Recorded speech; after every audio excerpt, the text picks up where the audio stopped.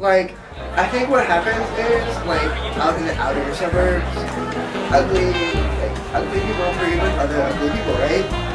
So you end up with really fugly kids.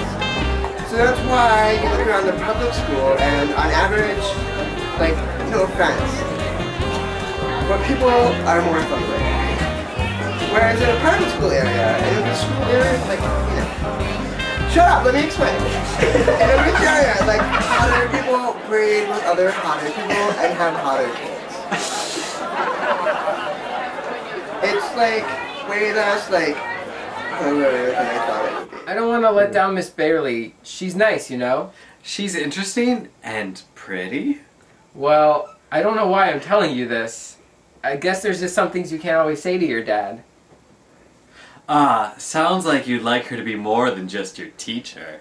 Lindsay believed that George Michael wanted to fix up his father so he could fill the role of his mother. There's nothing wrong with that, although I must say I'm a little hurt you haven't considered me. You're my aunt. That doesn't matter. Aunts can fill that role. Teachers can fill that role. And someday you're going to find the right woman to fill that role. But until then, I'll be right across the hall. Lindsay had never been more proud of anything she had said in her entire life. So, okay, I don't want to be a traitor to my generation at all, but I don't get how guys dress today. I mean, come on. It looks like they just fell out of bed and put on some baggy pants and take their greasy hair, ew, and cover it up with a backwards cap. Like, we expect to go swoon? I don't think so. That's where you start. You know, maybe Marky Mark wants to use his popularity for a good cause, make a contribution. In case you've never heard of that, a contribution is... Excuse me, but I have donated many expensive Italian outfits to Lucy, and as soon as I get my license, I fully intend to break for animals, and I have contributed many hours to helping two lonely teachers find romance. Which I'll bet serves your interest more than theirs. You know, if I ever saw you do anything that wasn't 90% selfish, I'd die of shock. Oh, that'd be enough reason for me. Why should I listen to you anyway? You're a virgin who can't drive. That was way harsh, Ty. What's a forget me now? They're pills that create a sort of temporary forgettingness. So if somebody finds out how do you do a trick, you just give them one of these and they forget the whole thing. It's a mainstay of the magician's toolkit, like how clowns always have a rag soaked in ether.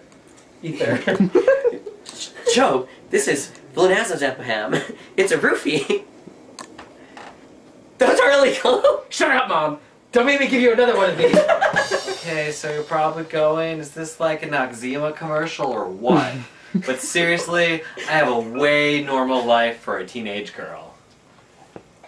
Until mankind is peaceful enough not to have violence on the news, there's no point in taking it out of the shows that need it for entertainment value. That one there, that's Karen Smith. She's one of the dumbest girls you'll ever meet. Damien sat next to her in English last year. She asked me how to spell orange. That little one, that's Gretchen Wieners. She's totally rich because her dad invented toaster strudel. Gretchen Wiener knows everybody's business. She knows everything about everyone. That's why her hair is so big. It's full of secrets. And evil takes a human form in Regina George.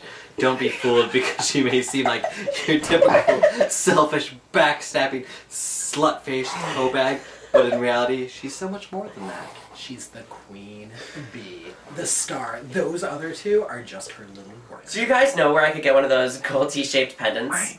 That's a cross. A cross from where? That makes sense anyway. Yeah, really funny. I can't go out.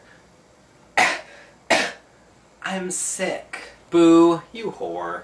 Michael Moore confronted me on national television. First of all, that was not Michael Moore. That was a Michael Moore lookalike. And second, it wasn't national television. It was for a bit on Jimmy Kimmel Live. I don't know what this is. Do I care to find out? Oh God. You dirty little liar! I'm sorry, I can explain. Explain how you forgot to invite us to your party? Janice, I cannot stop this car. I have a curfew.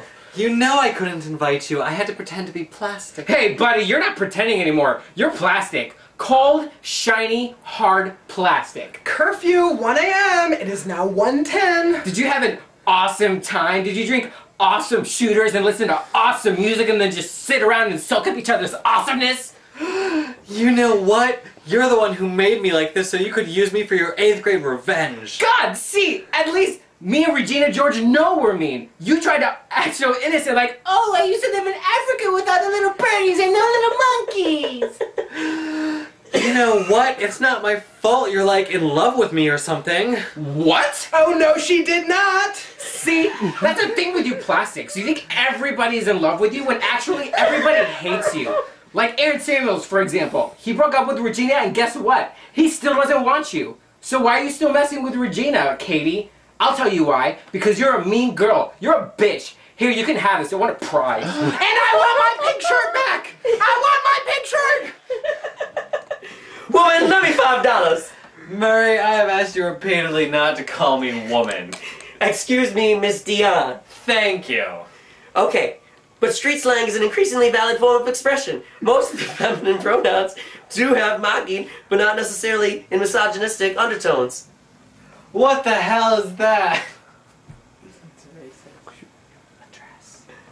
A dress? Says who? Says who?